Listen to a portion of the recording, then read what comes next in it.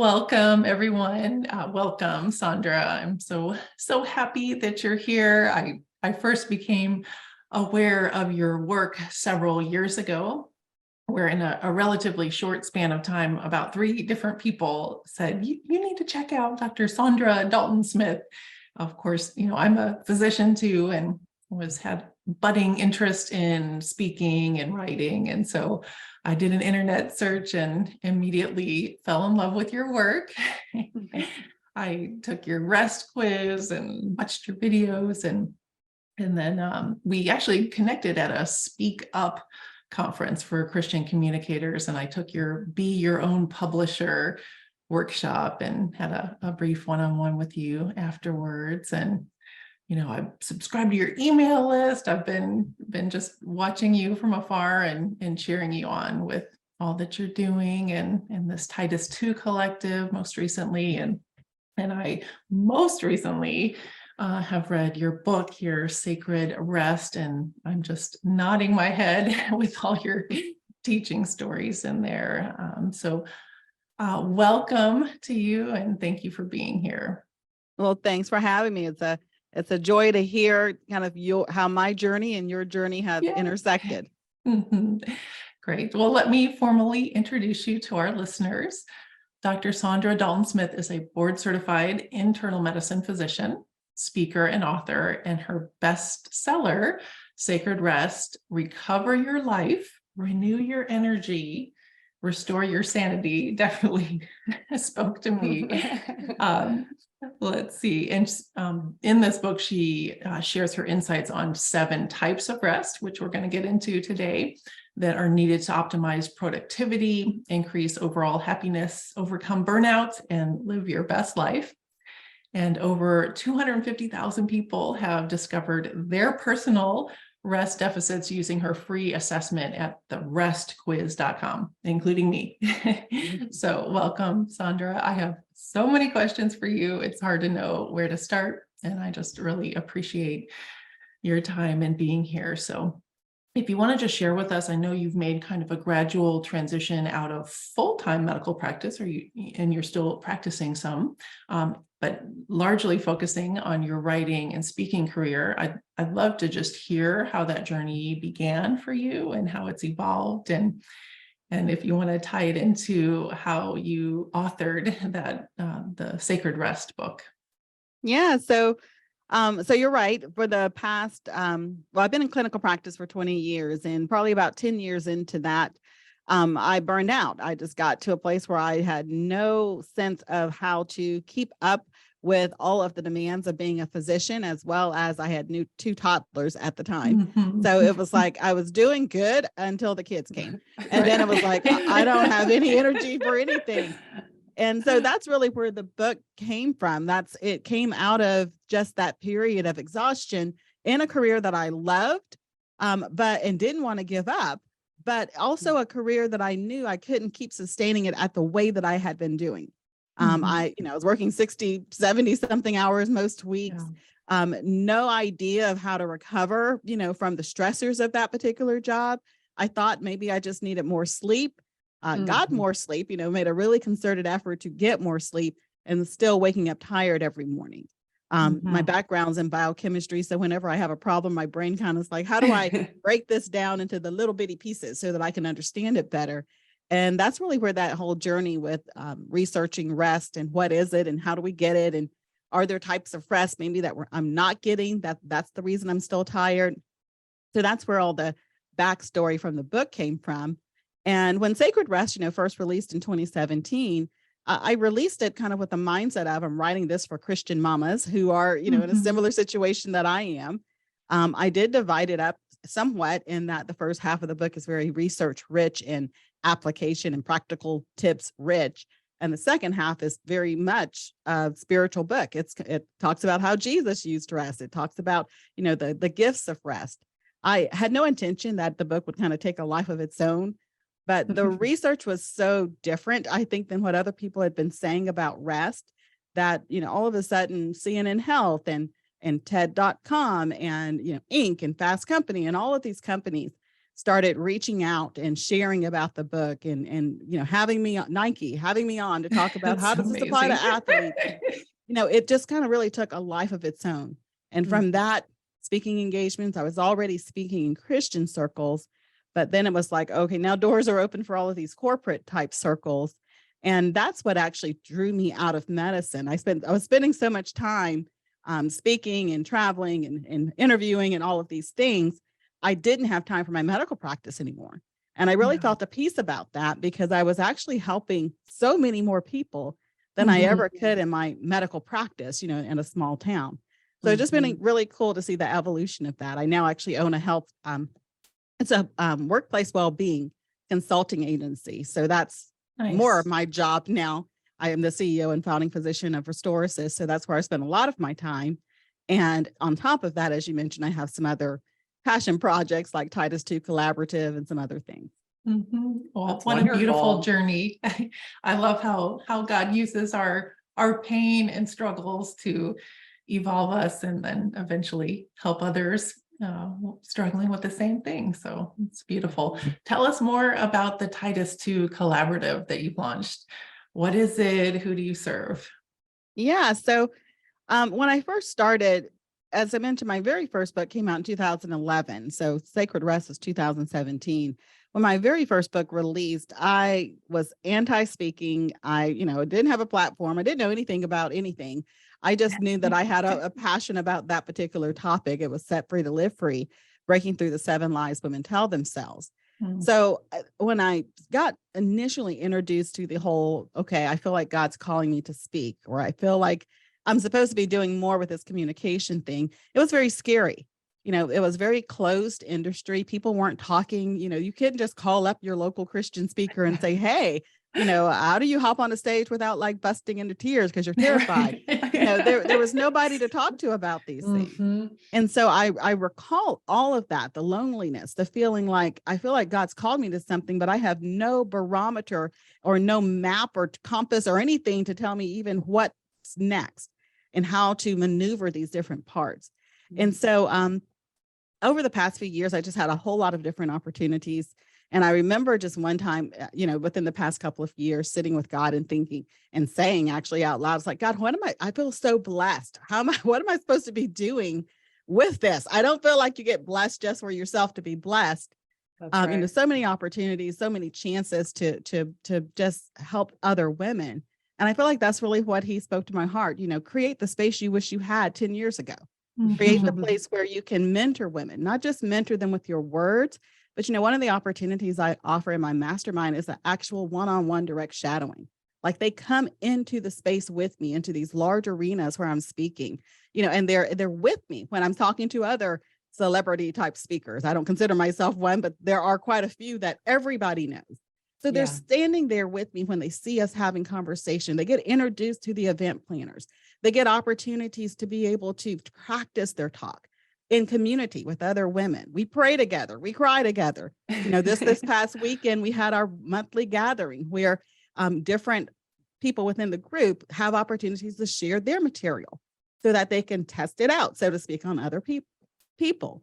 So it's just a training ground for the women God's raising up in this place of communication. Oh, I love that. Well, congratulations on all of that. Brooke and I, we have the same heart for helping to empower and support women.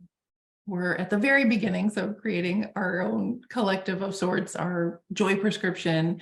We see it as a wellness community and a support network for Christian women leaders in the field of ministry and medicine. And just like you, it's me saying, God, you've given me so much, how can I just give back in some small way to be for other women what I wished I had. I'm not nearly as far on the journey as you are, but certainly I think we all need this support and connection. So it's really wonderful what you're doing. Yeah, I agree. Very inspiring. Well, Dr. Saundra, I have some questions related to sacred rest. Rest itself seems like this simple process, but we know so many people struggle with fatigue and insomnia. Can you speak to why that is? Yeah, I think too often we put all of our focus on sleeping, and sleep is important, obviously. But I think what the point that we miss is that there's a transition that has to occur from our day hours to our sleeping hours. And for me, what I feel like that transition, that bridge that we're missing is rest. So we try to take our stressed out, exhausted bodies, tell them to flick the switch and go to bed. And it's like, you're still in mental unrest, or your senses are still over agitated. You haven't actually crossed the bridge of rest to actually get to deeper, higher quality sleep. And so I feel like that adds to the amount of people who are suffering with ongoing insomnia. And as well as those who say that, they have chronic fatigue. I don't doubt that they are tired, but I think the disconnect is haven't identified what kind of tired they actually are. So they say, I'm tired. And in their head, they're thinking, okay, I'm tired. I just need to lay down or stop something or take a break. But rest is more than just cessation. It's more than just stopping. It's about restoration. It's about pouring back into the places that have become depleted. And I fear we've become more associated with the cessation activities of rest and not the restorative components and activities required for us to be able to rest. So important. Yeah, that's a great distinction. Yeah, I've been tracking my own sleep with this Aura ring for several years now, and it's really given me some deep insights. I'm typically in the bed, 8.5 hours per night, but clearly need to extend that. What I've learned is that the time asleep usually is like 45 minutes less than the time I'm in bed. And I'm typically a good sleeper, and it's just giving me a lot of insights into things that I do during the day, like, late time eating and, exercising at night, or, watching some disturbing news or something like that. It will be reflected in my sleep score. So I totally agree with you. It's not just sleep, it's how we conduct our day and how we're preparing our bodies to rest. So thanks for sharing. Yeah. And can you define or like the distinction between sleep and rest for our listeners? Because like you spoke to earlier, a lot of people think, oh, I just need more sleep when I'm tired. But for those who may be a brand new concept that, oh, sleep and rest are different, how do you define the distinction? Yeah, so sleep is a type of rest. It falls under the physical rest component, but probably the easiest way to describe that is if we think about the 7 different types of rest that I discuss in Sacred Rest. They include physical, mental, spiritual, emotional, social, sensory, and creative. And so of those 7, sleep falls in the physical rest component. However, physical rest has a passive component, which is sleeping and napping. Then it also has an active component, which include those things like stretching or taking a leisure walk or using a foam roller or getting massage or those kind of things. My favorite. Massage. So, if you put all of your fatigue eggs, so to speak, in the sleep basket, you've not only kind of completely gotten rid of the other 6 types of rest, you're not even getting all of the type of physical rest. So you're getting like this tiny portion of the rest you could be experiencing. Wow. Yeah. Awesome. Yes. So much potential there, untapped potential. Yeah. I definitely am a believer in physical rest, but your chapter on mental rest, that one spoke to me. And knowing me, that's no surprise. I have a very busy, creative, expansive, problem-solving, kind of optimizing brain. And that's, as you mentioned in the book, not uncommon for women who are called to academic pursuits or ministry, medicine. And I love your reference to Romans 8:6, that the mind governed by the flesh is death, but the mind governed by the spirit is life and peace. And then you direct the readers to create a mental sanctuary where our minds can go to retreat from the chaos of our day and to a place of order and peace. And I just love the idea of picking a characteristic of God, like one of the fruits of the Spirit, love, joy, peace, and then just choosing to focus on that quality for a day. And so you inspired me this morning on a Monday morning with a jam-packed schedule. I chose peace today. So thank you, Saundra, for that. Yeah, that's one I use often. I sometimes call Mhm. it my mental word cheer whenever my mind starts to wander off into wherever it wants to go, whatever anxieties or thoughts that I seeded into that word for the day. And Mhm. so, yeah, I love doing that because I think it does help us not get in the kind of in the on the roller coaster ride of emotions that can Yeah. occur when you just let your Mhm. thoughts go wherever they want to. Mhm. Absolutely. Well, Dr. Saundra, I've heard it said before, and I'll admit, I think it may have slipped out of my own mouth once or twice before in the past, but this idea of, oh, I'll have time to rest when I get to heaven, and just kind of being dismissive of rest altogether, and just having this mentality of, I've got to keep grinding now, I have no time to waste. But in fact, rest is not inherently wasteful. So I would love for you to enlighten us to better understand what the long-term effects are of focusing only on work and neglecting regular periods of rest. Yeah, I think, for a lot of us, we don't have a respect for rest. That's what it boils down to.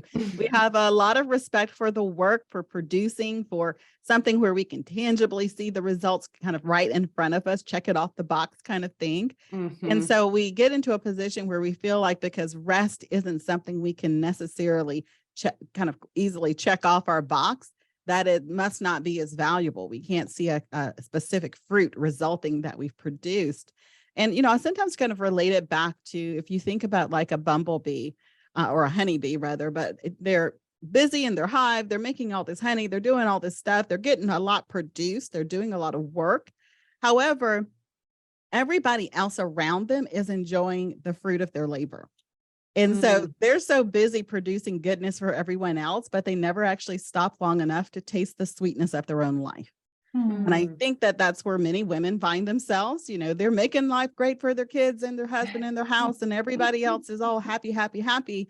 And mom's like the honeybee. She's busy making everybody's life sweet, but hers is pretty bitter. And so Mm. I think we have to realize that there's a need to regain our respect for rest. It's countercultural. Our culture doesn't promote that. So it Mhm. takes a woman who has a little bit of boldness and courage to understand that to be the best version of herself requires sometimes that she allow space in her life to actually be restored. And so Mhm. that it's a mindset shift. It takes some time and some re-education, so to speak. But I think once somebody tastes the well-rested life is how I describe it, it's hard Mm. to go back to just buzzing around with activity. You're like, Mhm. this life, it does have sweet moments. And I need to Mhm. have a kind of pull away for a moment, to have those come away moments where I am enjoying the blessings around me. Yeah. That is so true. I feel like I've journeyed through that as well. Like once you've tasted how life can be different, and how you can prioritize differently, and how you can um, refill your cup. Cindy's taught me a lot about that, about not giving out of an empty cup, and filling each other's cup in our family life. That you do see it is possible, change is possible, a different way is possible, and you don't want to go back to that place of burnout. Yeah. Well, Saundra, you mentioned the 7 types of rest, and I know it's a huge topic, but I'm sure you're able to give us kind of some bullet points around the different types and just how you define them, and maybe a little hint on pointing us toward getting rest in each of those areas. Yeah, so we talked about physical and a little bit about mental. Mental really just boils down to being able to clear your headspace, as you mentioned, getting your head kind of to that quiet spot. And you shared one of your activities. As far as uh, spiritual rest, I would probably say the biggest disconnect people have with that one is that it's not simply about just having religious activities that are in your life, but it's really about relationship. and making sure that you're making space in your life to listen and to have time apart with God, where you're not always the one putting demands and questioning and having all your, your prayer requests and all of these things that you're just presenting, but you're actually spending time just in the presence of God and just enjoying the relationship that comes from spending time. And that's a big part of the spiritual rest. With emotional rest, it deals with being authentic about your feelings, having opportunities where you are in relationship with other people, where you don't feel the need to keep your emotions kind of under check. You can say what you feel without fear of retaliation, or without fear of someone kind of, looking at you funny. You can just say it like it is. If you're depressed, if you're anxious, if whatever. And so emotional rest requires you to take a look at the people in your life and see if there is someone who you feel open enough to have that level of transparency. And if not, maybe it needs to be a counselor or a therapist or a pastor or whoever. You need to be able to release that. But failure to release it can become very toxic. A lot of us have quite a bit of emotional labor that we hold on to, and we aren't aware of the amount of emotional unrest that we're experiencing. I know for myself, this was the area that I was actually needing. It was what was burning me out. As a physician, there's a lot of professional emotional labor that goes with the job. You're in the ICU with the patient and they're dying. In my town, we are small town. So these aren't strangers in my ICU. These are like family members almost. I know their kids. I've seen the dog. And so when they're in an end of life situation, my emotions may want to cry, but I'm never going to cry in an ICU. I'm surrounded by my nursing staff. I got to be the professional. I have to keep it together. And so there has to be so we have to recognize first when we have those moments when we are at war with our natural emotions, and we keep them at bay, and make sure that we then have opportunities for those emotions to be released in safe places. Social rest deals with the people in our life, and it requires us to take a look at who are the relationships that are pulling from us socially. And they're negatively kind of draining our social energy. Usually those are people that we care about and love. It could be your kids, your spouse, elderly parents. It might be your clients or your coworkers. And then we have to think about who are the people in our life who don't need anything from us. They're life-giving. They're actually pouring back into us socially, because most of us spend the majority of our time with the people who are negatively pulling from our social energy because they're more demanding, and hardly any time with the people who are actually life-giving and pouring back into it. And so to make sure that we make room in our lives for those people who are socially restful to us. Creative rest deals with the opportunities to allow beauty in whatever form, whether that's natural or man-made beauty, to inspire and to kind of revive our creative parts of ourselves. And so many of us don't think of ourselves naturally as creatives. However, creative energy is used whenever we problem solve, or whenever we're having to think outside of the box or be innovative. And so we use quite a bit of creative energy, and typically don't have an outlet for pouring back into that area of ourselves. So it can easily become depleted. And so you have to think about, what are the things that inspire you? Maybe it's images of the ocean. Maybe it's listening to music. Maybe it's being out in nature. So whatever those creative elements and things that actually pour back into you, making space in your life or creating opportunities to engage with those. And then finally is sensory rest.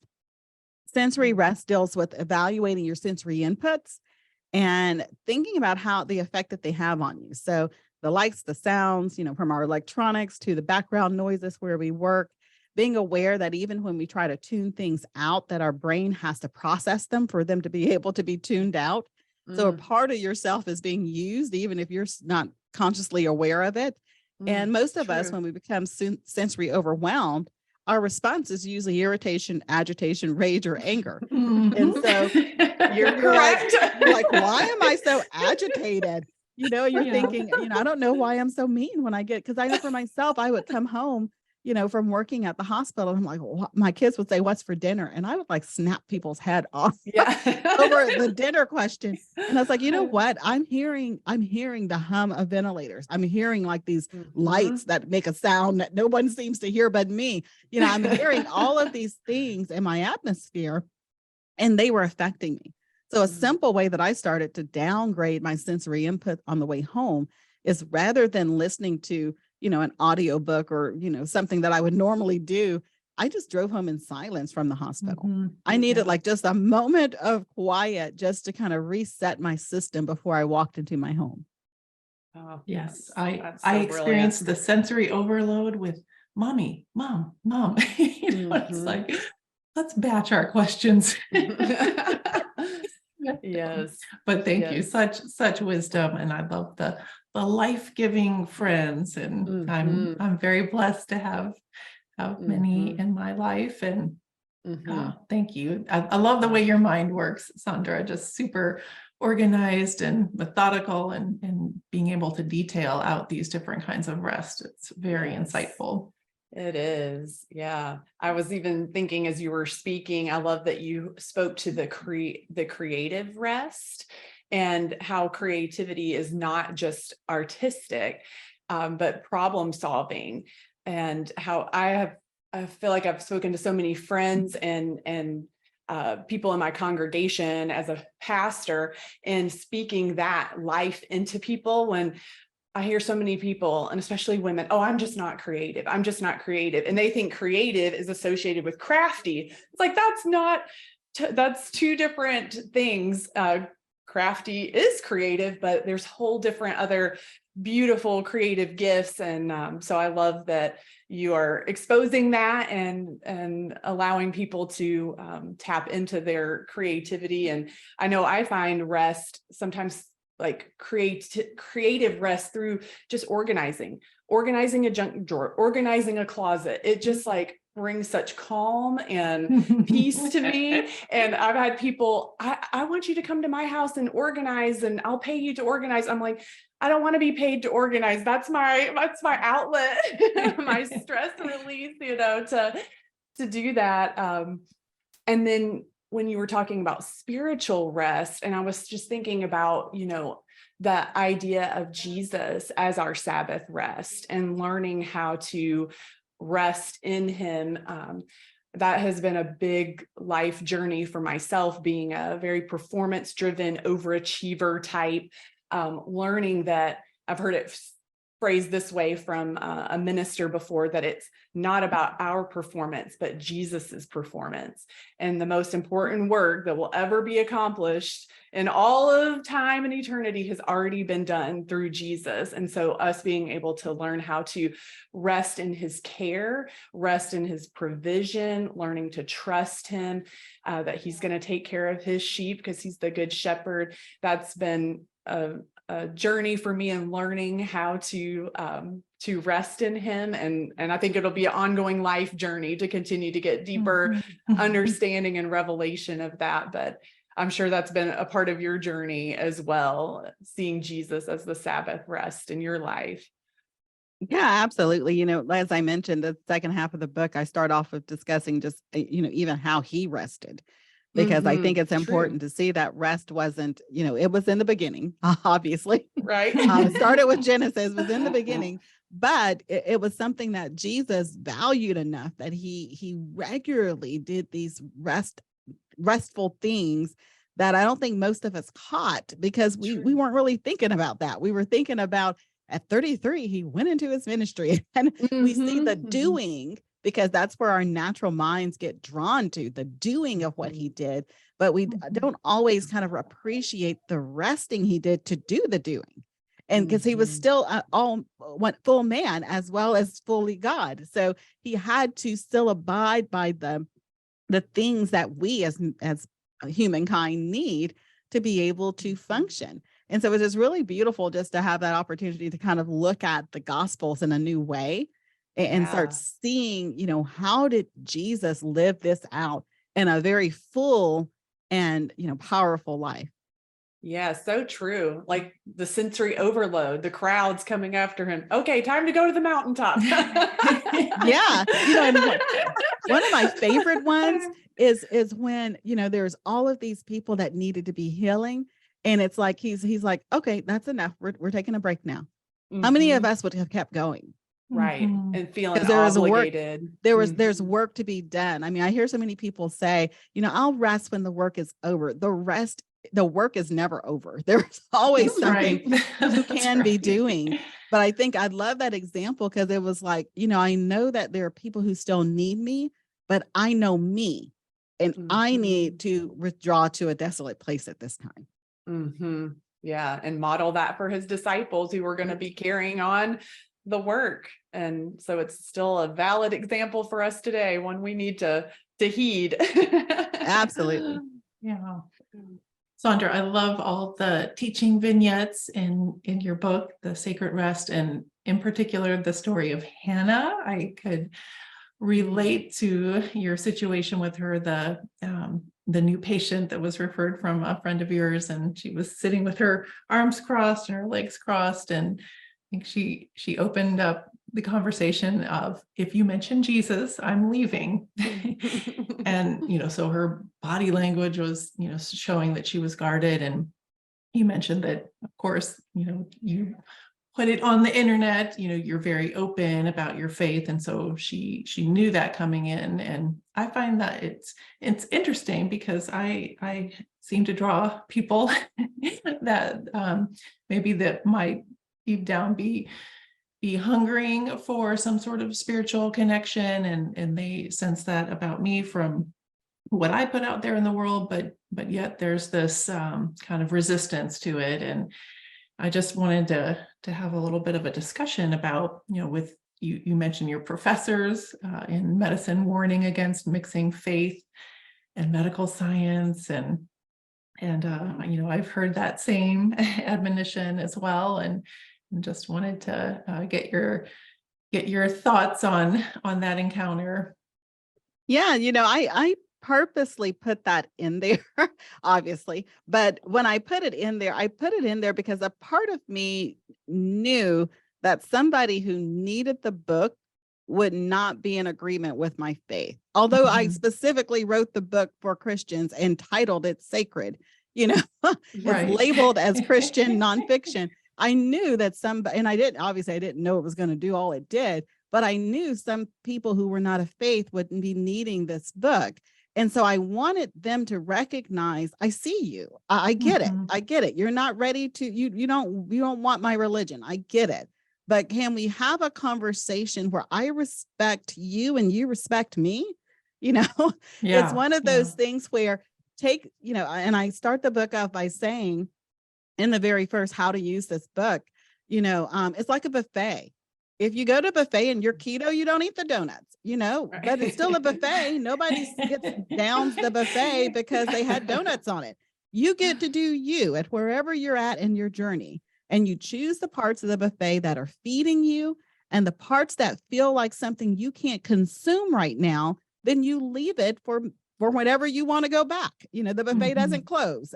So it's one of those things where I wanted people to recognize, even if we don't agree on that component of it, you can still benefit from this journey.